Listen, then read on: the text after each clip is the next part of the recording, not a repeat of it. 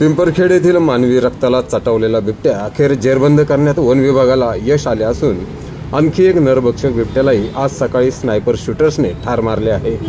यामुळे पिंपरखेडसह परिसरातील गावातील नागरिकांनी सुटकेचा निश्वास टाकला आहे।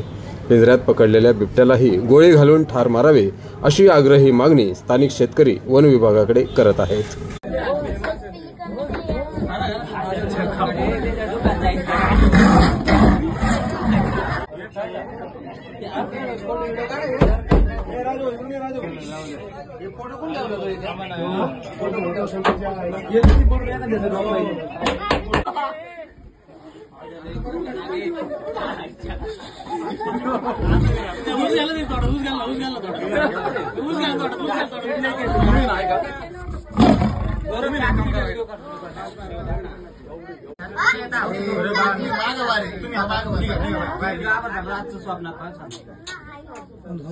हात मागे घ्या बरं का ते गॅप मधून बाहेर येते त्याचं अटॅक केलं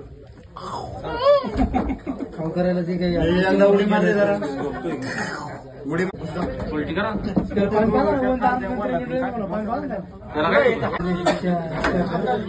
शेपुट्या केवढं मार लागले